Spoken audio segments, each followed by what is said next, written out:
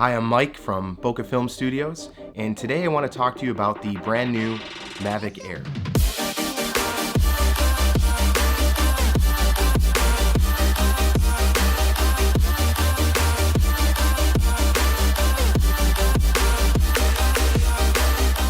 This is part one in a three-part series on this Mavic Air. This first part is all about the hardware itself. How is this drone an improvement from the Mavic Pro? Part two, I asked the question, is this a better drone for wedding filmmakers? And then in part three, we're gonna really look at the best cinematic settings for wedding filmmakers, and then also how to color correct and color grade your footage after you've gotten the shots that you really like. For me, there are two really big things about this drone that made me sell the Mavic Pro and pick this one up. The very first one has everything to do with the camera. I mean, that's the most important part of the drone to begin with, right? To be honest, the sensor in this drone is exactly the same as the Mavic Pro with one pretty big difference, and that is the bit rate. This camera shoots 4K at 100 megabytes per second, whereas the Mavic Pro shoots at 50 megabytes per second. The 100 megabytes in this camera is going to give you that sharper, clearer image when you're going about getting the shots that you need.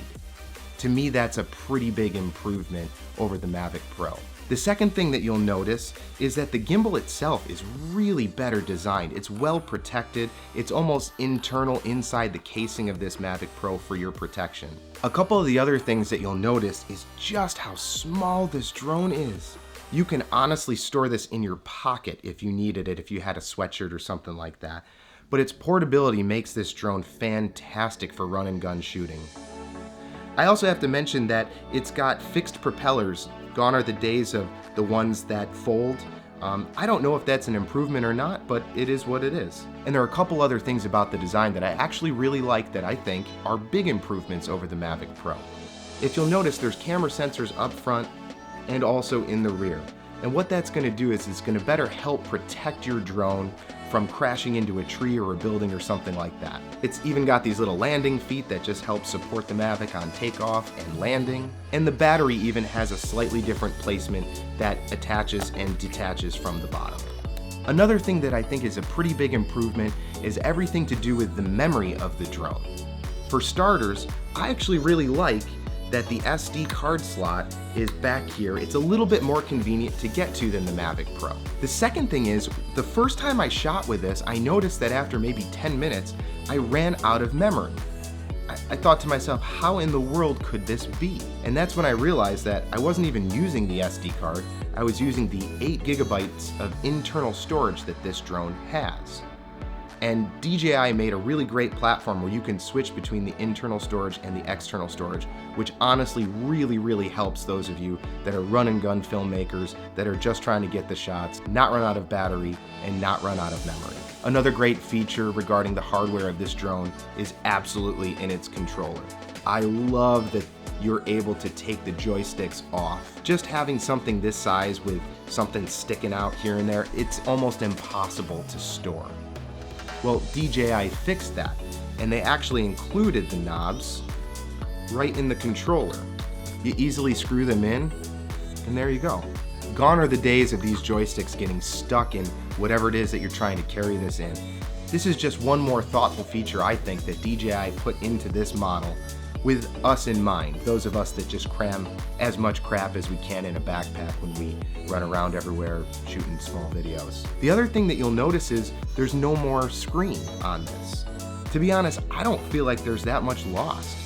First off, I scratched the screen on the Mavic Pro. Second of all of the information that was on this screen wasn't really that important, and it's all stuff that you can find on the screen that you have if you use your cell phone. For me, I use my cell phone all the time with this drone to be able to see what the drone sees. Any of the information that would have been on the screen here is already on my phone. So for me, the controller is a huge upgrade from its predecessor and something that I hope DJI continues to manufacture in all of its upcoming products. Now I want to talk a little bit about the things that I don't love about this drone. The first thing and the biggest thing is the battery life. it's terrible. DJI will tell you that the batteries last 21 minutes, but by the time you set it up, turn it on, launch it, get to the shot that you want to get to, and then return it and land it, you're talking about maybe 12 to 15 minutes of actual flight time where you're getting useful images. This is the exact reason why I got the Fly More pack. The Fly More pack comes with 3 batteries, an extra case, another set of propellers, and it also comes with my favorite feature, and that is a charger that can charge up to 4 batteries at the same time. To me, that was worth the $200 extra to get it, especially since these batteries individually are $80. Another thing that I was actually really nervous about that I read was that it no longer flies in GPS mode and instead flies on its own internal Wi-Fi. That's the connection that you get between the controller and the drone. At first that sounded a little bit scary to me. Maybe it wasn't going to be able to go as far as the Mavic Pro goes, but I've had this drone go further than about 1.5 miles maintaining visual line of sight, but I've seen other people take it as far as 2 miles and maybe even beyond. To me, 1.5 miles is plenty of range. I don't need to worry about that too much. But to be honest, the idea that I'm getting less of a range because it doesn't have GPS mode in some cases is a negative, but to be honest, that's just a little bit picky. One thing I will say about the Wi-Fi mode over the GPS mode is that I have noticed that sometimes the image quality that comes to my phone is a little bit glitchy. Now, that doesn't translate into glitchy images that gets recorded to the SD card, but sometimes it's just a little bit annoying when you're trying to fly and all of a sudden it looks like your image is a little bit stuck. To me, that's not an issue that I had with the Mavic Pro, so definitely it's something that decreases the value of this slightly. Now, this kind of goes a little bit counter to what I said was a plus about the SD card placement, but the truth is that sometimes it's really annoying to get the SD card in and out of this drone.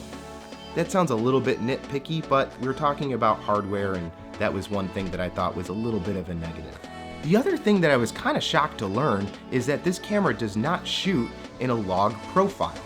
It pretty much has 2 profiles. One is none, and the other is this one called Cine-like. Now, for me, I shoot in a very flat profile all the time. The camera that I use to record my weddings, the A7S II, shoots in a very flat profile. The Cine-like profile is actually pretty flat, but then I go in and I change the settings even further, mostly because I think that the image quality of this drone is fantastic. Where it lacks a lot is in the blacks. For me, the blacks fall apart way too quickly in this drone, but it's the same as the Mavic Pro. So for me, I use the Cine-like profile at a 0, -3, -2 custom setting. This just helps create a flatter image that is much easier to use to get that real cinematic look when you're editing your film. Okay, for me, that's all the pros and the cons as I see it in the Mavic Air. To be honest, if you already own the Mavic Pro, I would wait for the Mavic Pro 2, but if you are just looking to get into drones for the first time, this is an excellent drone with a bunch of improvements over the Mavic Pro. I hope you liked this in-depth tutorial on the Mavic Air. If so, I would love it if you liked this video and also subscribe to my channel. Part 2 of the video is all about wedding filmmakers and whether this drone is a better drone for you. Thanks so much. Have a great day.